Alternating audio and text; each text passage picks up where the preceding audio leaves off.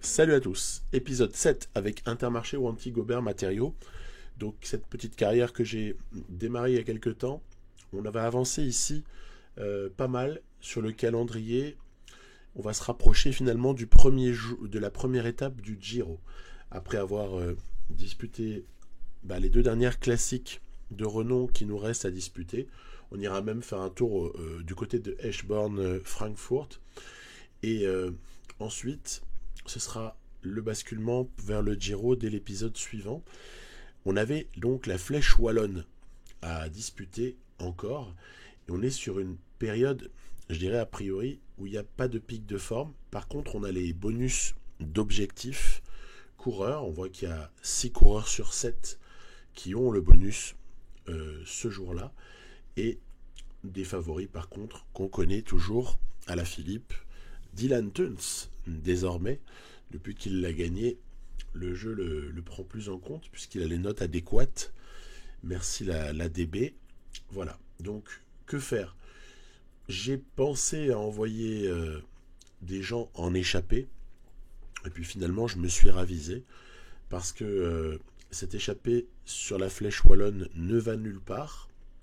Et surtout, on a peut-être quelque chose à faire valoir avec Gossens et peut-être Quinten Hermans, voire peut-être un soutien de Byström sur ce type d'épreuve. On est sur le variant, vous l'avez reconnu, qui est antérieur à 2021. Je crois que c'est jusqu'à 2020 qu'on l'a couru de cette façon-là, mais je me trompe sans doute, peut-être même 2019, puisqu'il y a cet enchaînement de circuits, finalement, 3 tours avec le mur de Huy et la côte de Cherave et tout ce qu'on connaît avant.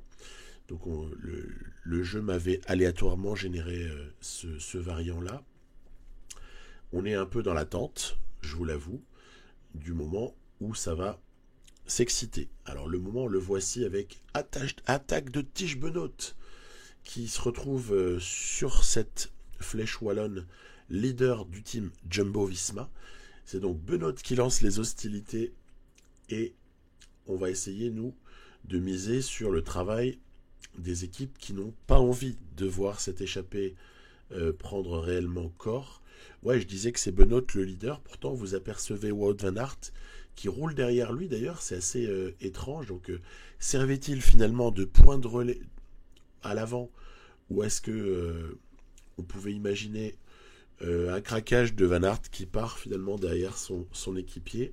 Peu importe, regardez, l'écart est fait, Van Aert a fait le jump. En fait, c'est parfaitement joué. Ils sont deux à l'avant. Et là, par contre, il m'oblige un peu à réagir parce que on a un objectif sponsor là-dessus qui est assez élevé. C'est top 5. Top 5 sur la Flèche Wallonne. Avec mes coureurs, je n'imagine pas tellement pouvoir le faire. Donc voilà. Mais sait-on jamais, deuxième passage au mur de Huy, regardez. Les échappés avaient une jolie avance. Et finalement, tout ça s'est effondré par une relative apathie dans le deuxième passage du mur de Huy, ce qui fait que finalement on a repris tout le monde quasi gratuitement et aussi en partie grâce à l'effort assez violent de certaines équipes. Et nous, évidemment, on se porte à l'avant. Warren Barguil qui part tout seul, ça ne nous fait pas peur du tout. Evenepoel qui roule pour Alaphilippe, oui. Mathieu Van Der Poel, attention à lui, on ne sait jamais. Il nous a montré sur les classiques précédentes qu'il était capable de tout. Et on va tenter quelque chose avec Byström. C'est parti. Byström, peut-il sortir? Peut-il résister? On n'y croyait pas vraiment. Hein. On avait raison de pas trop y croire parce que la quinzaine ou dizaine de secondes dont ils vont bénéficier à 3 avec Cosnefroy et Cholet ne suffira évidemment pas. Regardez, on est repris très très rapidement. Pourtant, c'était mon projet d'être suivi au moment de l'attaque de Byström pour tenter peut-être quelque chose. Peloton relativement réduit. Les efforts ont été intenses, il faut dire là, depuis presque une quarantaine, en tout cas une trentaine de kilomètres. Ça a accéléré pas mal sur ce final de la Flèche Wallonne.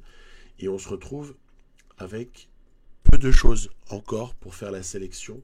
C'est-à-dire Côte de Cherave. Et derrière, ce sera le fameux troisième passage au mur de 8 pour l'arrivée. Donc, on se positionne toujours à l'avant. Regardez, on a Lorenz Heuss, qui n'est encore pas si mal, avec finalement un repositionnement de Byström qui a un peu récupéré depuis son attaque. Et on mise très très fort sur Gosens afin de mettre sur orbite Quinten Hermans. Voilà un peu le projet. Ici, ça part. C'est Ruben Guerrero qui a tenté quelque chose. On devine en tout cas Alexei Lutsenko également. Et nous, on va devancer un petit peu tout ça. Allez, attaque dans la descente, attaque de Byström avec Gosens dans la roue. Kobe Gosens, franchement précieux, hein. Très très précieux. On roule très très fort. Regardez, il y a une mini cassure qu'on a réussi à faire, mais elle n'est pas très très évidente, hein, mais voilà, elle existe. Allez, Lorenz Heuss ici pour lancer les hostilités. C'est tout de suite Gosens qui va être chargé avec quelques mètres d'avance. Attention, Woods à gauche, à la Philippe dans la roue, de libérer Quinten Hermans, lequel sprint dès les très forts pourcentages, ce qui veut dire qu'on va peut-être être très très juste. Mais en fait, on n'est pas juste du tout. Le fait d'avoir devancé à l'aide du travail de Byström, puis celui de Lorenz Heuss, nous permet d'avoir abordé le mur de 8, je dirais, un petit peu en avance par rapport à cette frénésie habituelle qu'on a sur la flèche wallonne, et permet ainsi à Quinten Hermans de venir l'emporter devant même son équipier Kobe Gosens. C'est donc un doublé totalement improbable auquel on assiste là. Doublé Intermarché chez Wanty Gobert sur la flèche wallonne. J'ai envie de dire, on est en pleine science-fiction. Ça va pas du tout. Jamais je n'aurais pensé que ça se passe de cette façon-là. J'avais déjà remarqué sur la flèche wallonne que si on devance un tout petit peu comme ça a été fait là, les hostilités, on s'en sort potentiellement, on s'en sort bien, mais jamais j'aurais imaginé que ça puisse se traduire de cette façon-là. Donc, regardez, ils ont tous en fait un petit peu de retard parce qu'ils n'ont pas été assez agressifs sur les hectomètres, je dirais, qui précèdent cette montée du mur de 8. Donc, objectif réalisé, c'est tout ce qu'on va comptabiliser ici pour cette carrière. On va se dire qu'on a positivement rempli la case et que le sponsor est content et que ça nous rapproche de plus en plus du budget max pour le recrutement à l'été qui suivra. C'est un peu tout ce que je retire de ça, parce que la victoire, je n'y crois pas des masses. Et on bascule vers Liège. 4 jours plus tard, Liège-Bastogne-Liège, avec Roglic, avec Pogacar, avec David Gaudu, avec Alejandro pour sa dernière, probablement. Dylan Teuns, toujours. Bref, on a tous les gens qu'on a l'habitude de voir. L'échappée prend rapidement corps et le peloton s'en désintéresse relativement, je dirais. On a tout de suite à l'avant un Bora, un Jumbo, un UAE et un Quick Step qui se partagent un petit peu le boulot avec un Groupama FDJ. Donc l'histoire de contrôler simplement les choses.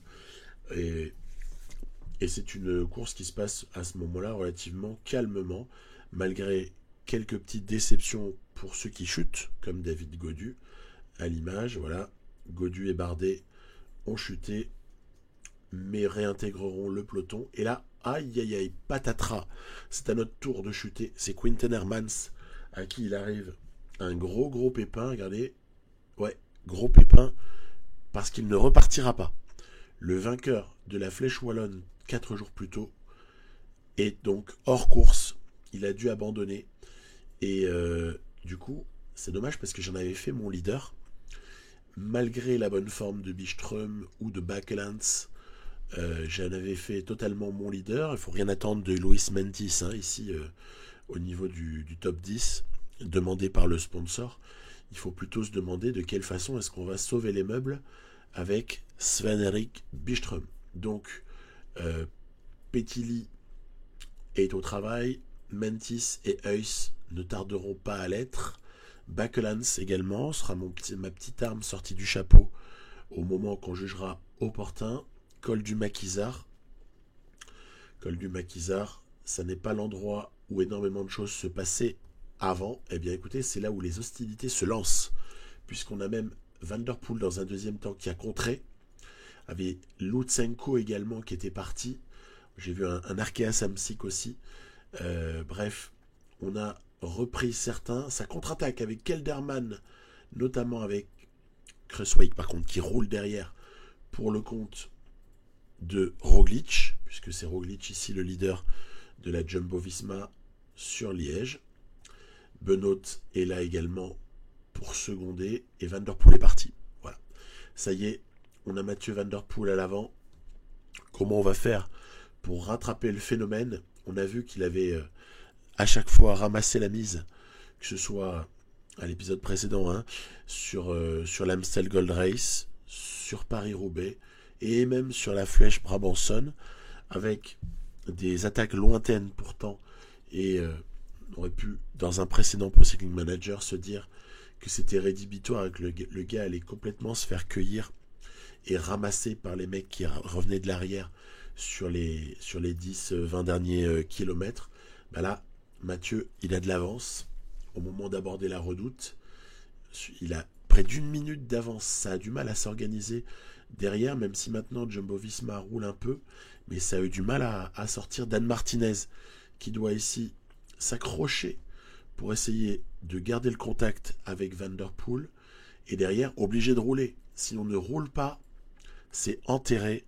Van Der Poel va s'imposer, semble-t-il en tout cas, et c'est là que Bakelans a joué de toute sa force, puisqu'il nous permet d'assurer la poursuite tant que d'autres équipes ne le font pas. Après voilà, on a de nouveau ici un IF, un Ineos qui sortent, non, à moins que ce soit, pardon, un Alpecin de Koenig.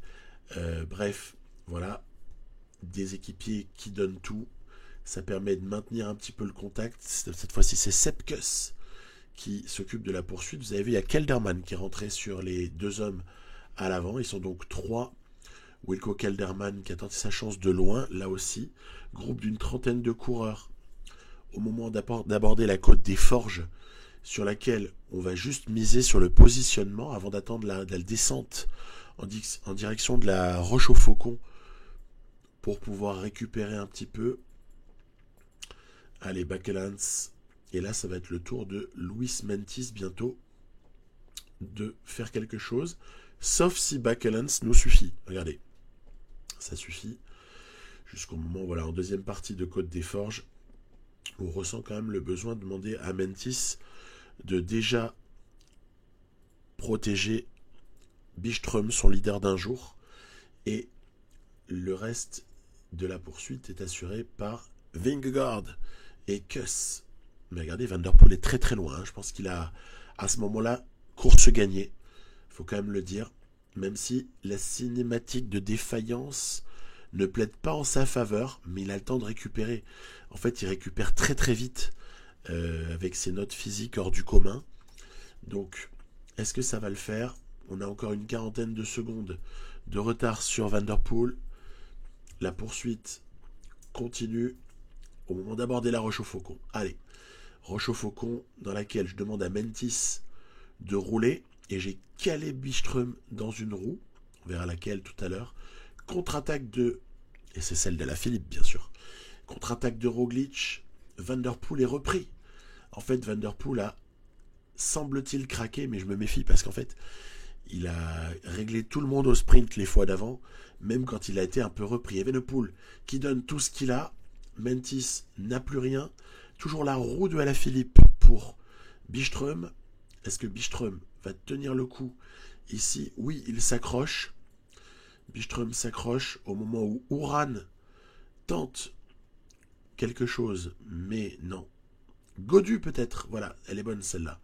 S'il avait pu poursuivre son attaque, c'était peut-être la bonne. Aïe aïe aïe, deux hommes sont partis. Est-ce qu'on arrivera à les revoir? Oui, regardez. Il y a une espèce d'incapacité à se détacher et à ne pas être repris sur ce Liège-Bastogne-Liège version donc arrivée plate qui s'oppose pas mal à ce qu'on vivait à la course de côte, qu'on vivait sur le précédent variant, sur le précédent parcours. On va donc avoir un sprint relativement massif, presque 30 hommes pour se disputer la victoire. Moi, je garde toujours la bonne roue. La bonne roue, c'est celle de Julien Alaphilippe, qui lui-même suit les attaques de notamment Gaudu, qu'on aperçoit, voilà, David Gaudu qui a lancé d'assez loin. On va essayer de lancer le plus tard possible. On lance ici. Ah, ça va être trop juste. Ça va être trop juste. Et non. Incroyable, énorme Byström qui coiffe sur la ligne Tadej Pogačar, Julien Alaphilippe, Vlasov, Roglic, excusez du peu. On notera le bon comportement de Ethan Hayter et on notera aussi à ce moment-là un Van Der Poel qui s'est incliné sur ce qui était pourtant un scénario favorable que ce sprint massif. Regardez-moi ça, c'est improbable. C'est improbable au dernier degré. Autant la victoire de Hermans sur la Flèche Wallonne me paraissait déjà de type science-fiction, autant celle de Byström à Liège me paraît encore plus surnaturelle. Donc voilà, il s'est passé le truc qu'on ne peut pas vraiment prévoir. Surtout qu'à mon avis, Pogačar était presque en train de franchir la ligne avant, avant Byström. La deuxième place, elle m'aurait convenu tous les jours. Allez, on va juste décomposer un petit peu. Mais en fait, c'est cette réserve de sprint qui a fait la différence. En gros, bien garder une roue, lancer le plus tard possible et ramasser la mise. Voilà, par là même. Ensuite, il y a toujours la tentation. Qu'est-ce qu'on fait par rapport au Tour de Romandie? Est-ce qu'on le joue? Est-ce qu'on le simule? Ou est-ce qu'on fait un petit panaché des deux? J'ai choisi la troisième option avec une équipe, vous voyez, qui est assez proche. En fait, c'est simple. Prenez les 7 qui sont présents là, autour de Pozzovivo, Hirt et Taramae, pour le classement général. Et vous avez, en plus de Girmay, l'équipe qui ira sur le Giro. Donc on est en petite préparation vers ce fameux Giro. Van Aert s'éclate, il est inépuisable. Il arrive enfin à prendre des victoires que Van Der Poel lui a contestées ou que Intermarché ou Anti-Gobert lui a gâché, puisque finalement sa seule victoire assez exceptionnelle, c'est le Tour des Flandres sur cette saison. Sinon, il a été souvent malheureux, battu, top 5. Pierre Latour qui s'impose sur l'étape 3. Chelmoz, j'aime bien ce coureur. Me donnerait presque envie de jouer avec Trek Segafredo quand je vois ce petit projet de rajeunissement qui est en train de se produire chez Trek. Donc ça donne des petites idées. Étape 4, justement, il s'impose, le bougre. Décidément, un grand tour de Romandie pour Mathias Chelmoz, avec des belles notes. C'est vraiment très très tentant. Il y a 21 ans, il y a peut-être un potentiel de malade ici. Étape 5, Aigle Zinal. Alors là, celle-là, je l'ai jouée. Ouais, comme vous le constatez, je reviendrai dessus en fin d'épisode. On a malheureusement le pic qui s'est déjà déclenché pour Jan Hirt et pour Pozzovivo. Et ça, c'est pas forcément une bonne affaire. Ouais, j'ai joué cette étape-là parce que déjà, le tracé est sublime. Il y a de belles ascensions avec de beaux pourcentages et ça donnait bien envie. La position au général, à vrai dire, est un petit peu anecdotique. Le test principal que constitue cette étape-là, c'est quel comportement pour, par exemple, quelqu'un comme Pozzovivo, à plus 4, sur un terrain montagneux. Comment est-ce qu'on va faire? Est-ce que Pozzovivo va s'envoler et va aller tout rafler? Ou est-ce que ses notes physiques, un petit peu sur le déclin, vont le rattraper? Voilà, parce qu'en fait, sur le papier, Pozzovivo, Hirt et même Taramae avec une bonne forme du jour, Si on regarde simplement l'attelage montagne, vallon, même récupération et classique contre-la-montre et prologue, l'attelage de notes est très très flatteur et peut laisser imaginer pas mal de choses si on se retrouvait sur une version antérieure de Pro Cycling Manager. Oui, mais voilà, on est sur le 22. Et sur le 22, les choses se passent totalement différemment. Et c'est un petit peu ce dont on va s'apercevoir. Alors que la saison de Van Aert, ici, va marquer une petite pause, car le Belge, de Jumbo-Visma va se gameler et devoir abandonner. On a Alberto Bettiol qui a tenté sa chance, très très jolie tentative. Nous, évidemment, derrière, on est animé de grosses intentions en fait pour Pozzo Vivo, et donc j'ai fait rouler pour essayer de quand même maintenir un écart correct avec Alberto Bettiol, peut-être essayer d'éliminer ou de fatiguer certains autres coureurs. Dans la descente, on va s'attacher à la fois à ravitailler mais aussi à poursuivre. Et regardez, là c'est un peu le mauvais c'est la mauvaise expérience de ce Tour de Romandie. C'est cette chute combinée de Jan Hirt et de Taramae. Alors évidemment ils vont rentrer, mais le problème c'est que ils ont sacrifié avec les Trek aussi, qui ont remonté Chelmoz, leader du général. Ils ont sacrifié beaucoup trop d'énergie, Taramae et Hirt, dans la poursuite, en fait dans le simple fait de suivre les Trek Segafredo, et du coup ils ne sont plus d'aucune utilité à Domenico Pozzovivo.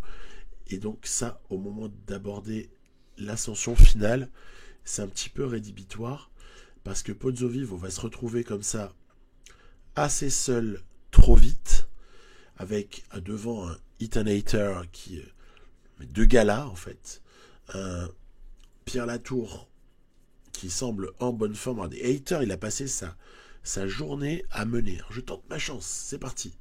Pozzovivo pour essayer de provoquer la chance.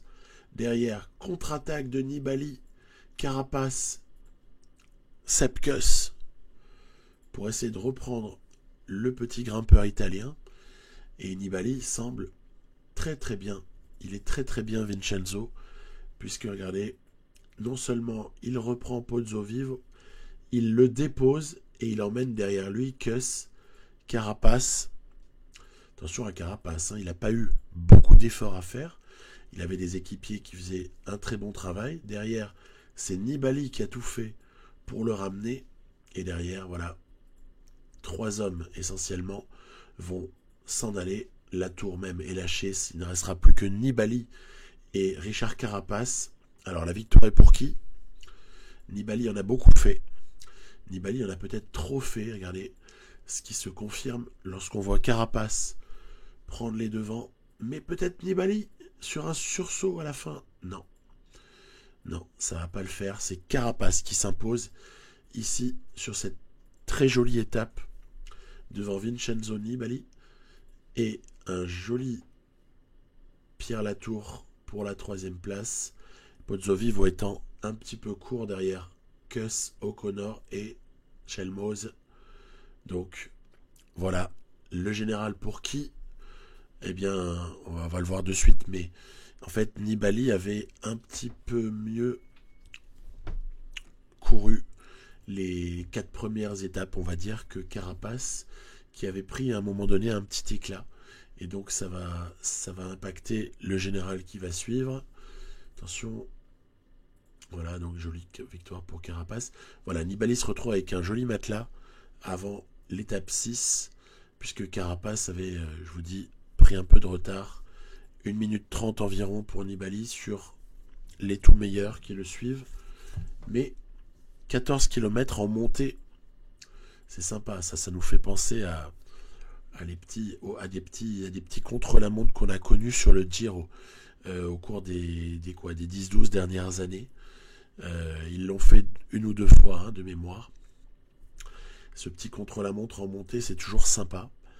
Après, pour nous, c'est pas très sympa parce que on n'est pas du tout armé, mais j'ai fait mes petits tests sur Pic. Vous voyez, typiquement, ce genre de contre-la-montre, d'ailleurs, presque classifié intermédiaire entre prologue et contre-la-montre pour ce qui est de l'influence des notes du jeu, c'est quelque chose qui ne se gère pas comme d'habitude. D'habitude, on sait qu'à 85, par défaut, on ne consomme pas trop de barres jaunes par rapport au kilomètre parcouru. Et en fait, ici, c'est pas du tout le même délire. En fait, il faut pas du tout se caler à 85. C'est pour ça que j'avais testé avec Pic, avec Aimé de Ghent. Même Vliegen était, était de la partie. Juste, je pense à un bémol sur un truc que j'ai dit tout à l'heure. J'avais dit que c'était à Girmay près l'équipe sur le Giro. Non, il faut aussi modérer ça. Il y a Aimé de Ghent que j'ai finalement retiré du Giro. Et je vous l'avais dit à l'épisode précédent, j'avais plutôt privilégié la piste Lorenz Heuss parce que lui va toucher son pic sur le Giro et ça m'arrange peut-être un petit peu plus d'avoir un grimpeur supplémentaire. Voilà, on n'a rien fait de spécialement bon jusque-là, mais Pozzovivo est à plus 5, donc là aussi, gros test. Il se passe quoi avec Pozzovivo à plus 5 sur quand même son terrain? On est d'accord? C'est son terrain, un Pozzovivo. Les pourcentages un petit peu forts, l'effort comme ça solitaire, a priori on se dit Pozzovivo doit gérer ça. Jan Hirt ne l'a pas superbement géré, puisqu'à ce moment-là Caruso a vraiment éclaté tout le monde, même si Tao est venu mettre un temps correct. Et Pozzovivo qui vient comme ça mourir à 16 secondes de Caruso. Izagirre, ouais, après on va dérouler le top 10. Gall ne fera rien de spécial. Kuss par contre peut le faire. Regardez. Le temps de Sepp Kuss va être à observer. Voilà. Kuss qui vient prendre peut-être cette étape. Attention, Carapace est là. Carapace ne fera pas mieux que Kuss et Caruso. Donc c'est bien d'avoir tenu par rapport à Carapace pour Pozzovivo. Derrière, Latour non plus. Schelmoz fait quelque chose de bien, mais pas mieux. Par contre, Nibali. Bon, Nibali est on fire sur ce Tour de Romandie. Il vient même donc gagner l'étape 6, histoire d'asseoir sa domination. Victoire donc de Vincenzo Nibali au classement général de ce Tour de Romandie, devant Richard Carapace, avec la petite 7e place de Pozzovivo. Donc c'était un petit avant-goût de choses qu'on verra peut-être sur le Giro. Les dossiers étaient intercalés entre l'étape 4 et 5, ou je ne sais plus, de ce Tour de Romandie. Et là, je vais suivre, dans un premier temps, ce que j'avais annoncé à l'avance, dans ma vidéo notamment pour faire gagner le jeu, il y a 3 semaines. On va évidemment aller sélectionner les types que j'avais repérés, je dirais, de manière insistante. Donc, je vous avais parlé, parce que les options sont nombreuses, mais après, il y a des doutes qui peuvent exister entre certains coureurs. J'ai examiné les grimpeurs, parce que de toute manière, il nous faut un grimpeur. C'est juste pas possible d'envisager autre chose que recruter quelqu'un pour un classement général. Alors j'ai vraiment Arensman en tête. Je trouve que ça pourrait coller. Et en même temps, pourrait coller avec mes besoins, pas réellement avec le profil d'équipe. Là on est d'accord. Mais ça pourrait coller. Même Schelmoz pourrait être super intéressant. Pourquoi pas Kemna, mais à mon avis, ça va pas toucher le général sur les grands tours. Lenny Martinez, trop jeune, et un projet de plus long terme. McNulty américain, je le vois pas trop chez Intermarché ou Antigobert, pour tout dire. On va me dire Ayuso non plus. Ouais, sauf que Ayuso, il peut se retrouver dans une impasse qui est liée au fait que peu de choses peuvent réellement lui retomber en termes d'objectifs quand on est dans l'équipe de Carapace, de Almeida, de McNulty. Du coup, c'est un peu en suivant ce raisonnement-là que j'ai pris contact avec Juan Ayuso. Donc voilà, c'était le premier commentaire. Après, rien n'est fait, hein. Il a un avantage aussi, c'est qu'il ne va pas coûter énormément en termes de points de transfert. Je crois qu'il ne va coûter que 9 points. Et il faut qu'on compte nos points de transfert. Alors moi, j'ai aussi une deuxième grosse tentation, c'est Michał Kwiatkowski. Lui, j'en ai déjà parlé. Là aussi, je l'ai annoncé, il n'y a pas de surprise. Kwiatkowski me fait très très très envie. Après, on prend Kwiatkowski, ou on prend Dylan Teuns, ou bien même Formolo. Voilà, il peut y avoir beaucoup de choses qui sont en balance. Mais, donc, a priori, j'ai pris ce contact avec Kwiatkowski. On verra un petit peu comment évoluent les semaines à venir. Est-ce que les coûts de dossier et du coup les coûts de transfert vont être impactés par l'intérêt de nombreuses autres équipes? Ça peut aussi être un écueil. On verra bien. Et pour ce qui est du troisième contact que je vais prendre là par contre, il n'y a pas de... Voilà, il n'y a pas de débat. Thibaut Nice m'intéresse énormément, mais de toute façon, le gars est déjà convaincu de venir. Il est déjà à 100% d'intérêt. Donc lui, on n'ouvrira même pas de négociation de dossier. Lui, on le recrutera d'office. Ça peut être une excellente pioche, Thibaut Nice. Mais par contre, Tige Benoît, pour lui offrir un statut de leader qu'il n'a pas, du coup, chez Jumbo-Visma, où il est quand même si c'est avec beaucoup de succès, très souvent sacrifié. Et je pense qu'il peut être le leader surclassique de cette équipe et se gaver en termes de palmarès. En tout cas, offrir bien du plaisir et aussi sa polyvalence pour ses leaders de classement général dès lors qu'il serait impliqué par exemple dans un Tour de France. Donc voilà un petit peu la pensée. Je garde des points de dossier parce que derrière il va falloir prendre d'autres contacts dès le 15 mai et je ne veux pas être trop limité puisqu'on va en gagner 6 tous les 15 jours. Donc au moins j'aurai 11 points pour pouvoir prendre un autre contact. Et le débat quand même peut exister vraiment entre Ayuso et Arensman. Donc je mettrai un petit sondage via les commentaires. Et également débat sur, alors, on le prend Philipsen ou on le prend pas. Parce que là aussi, mine de rien, on a un problème qui est le fait de trouver un successeur à Christophe. Parce qu'on a un sprinter inamovible et exceptionnel avec plein d'avenir, c'est Biniam Girmay. Mais on fait quoi pour le rôle de deuxième sprinter? Il y aurait quelqu'un d'un peu moins cher. Ce serait Matteo Trentin. Parce que Philipsen, il va falloir aligner les billets de banque. Ça va être excessivement cher et même en termes de points de transfert. Donc,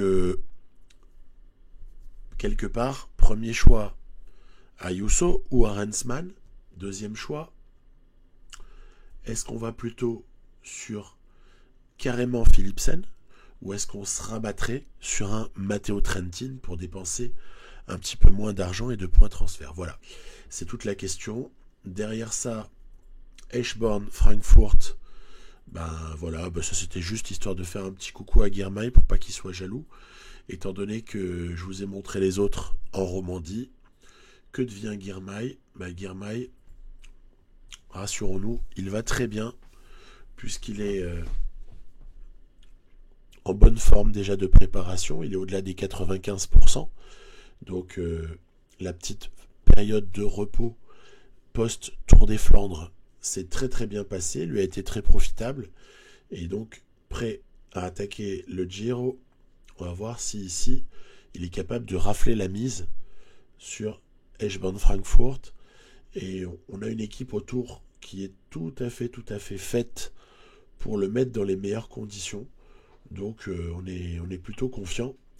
Alors c'est une classique qui, malgré un relief un petit peu pas impressionnant, mais en tout cas à signaler, se joue de manière quasi certaine au sprint, et les sprinteurs n'ont là aucune difficulté à passer, puisque tout ça se passe très très loin de l'arrivée.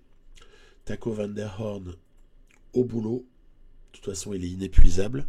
Lui je ne l'amène pas donc sur le Giro, mais il ira sur le Tour de France, Van der Horn.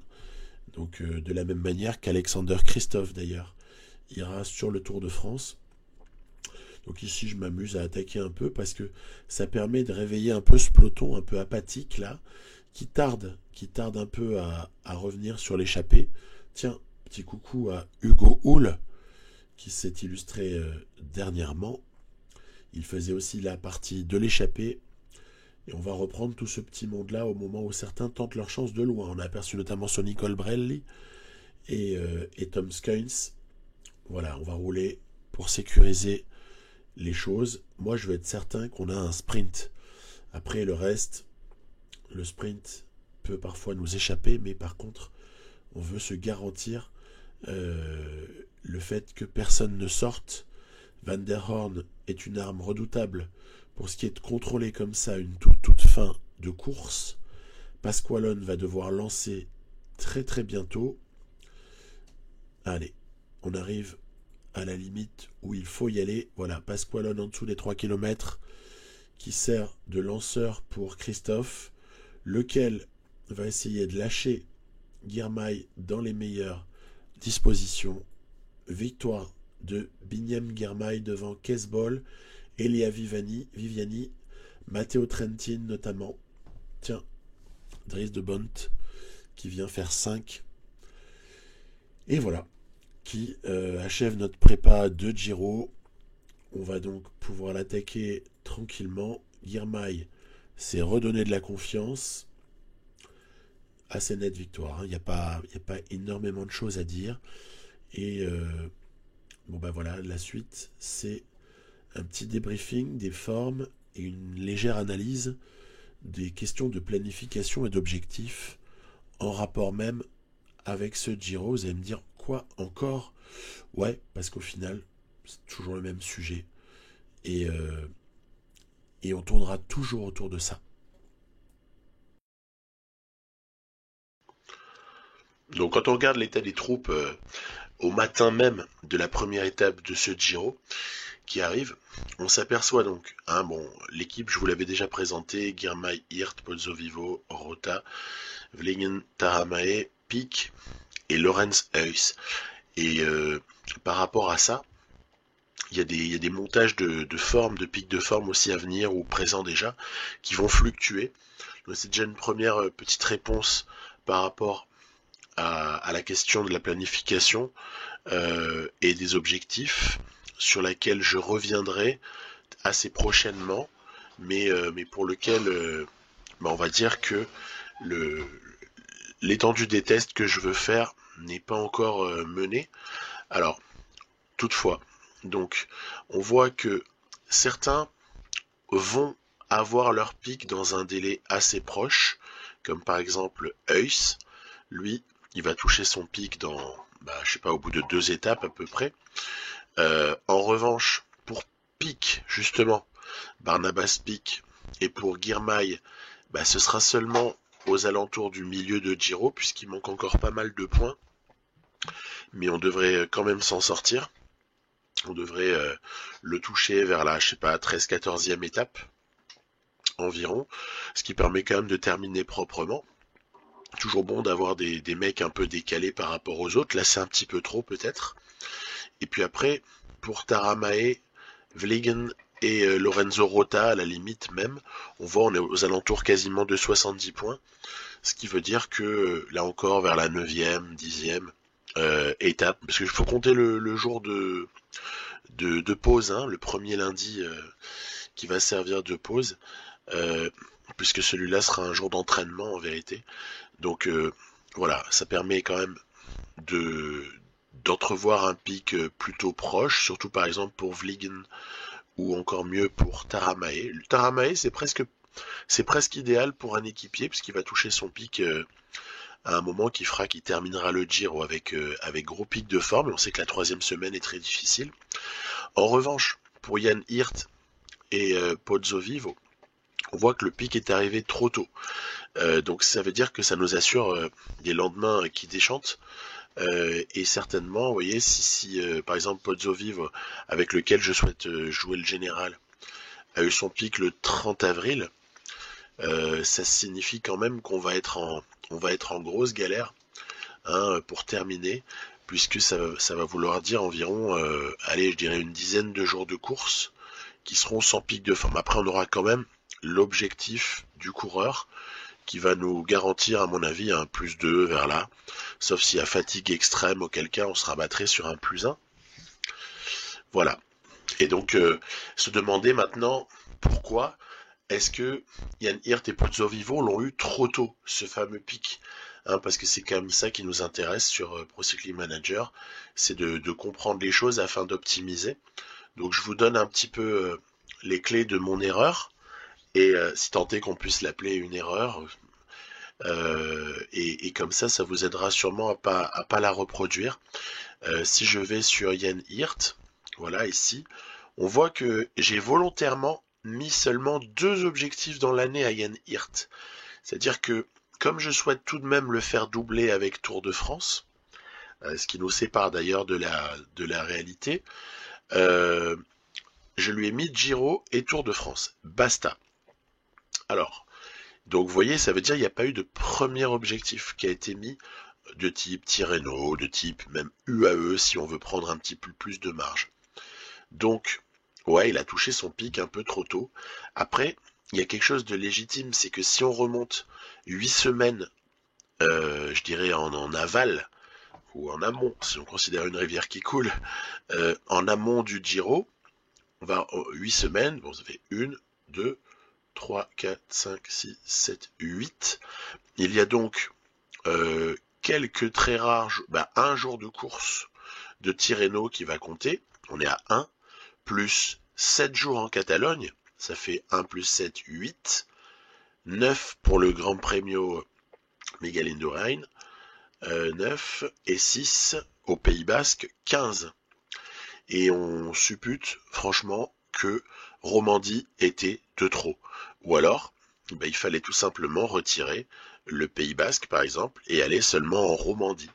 Donc c'était une option qui était tout à fait possible pour Ian Hirt si on voulait reculer ce pic. Donc ça c'est un élément qui est très intéressant parce que au final on voit bien qu'il y a eu probablement, je dis 6 jours de course en trop, peut-être qu'il y en a eu un peu plus, hein, on peut le calculer, c'est assez facile, voir puisqu'il y a eu 100 points atteints le 30, il y a combien de jours de trop?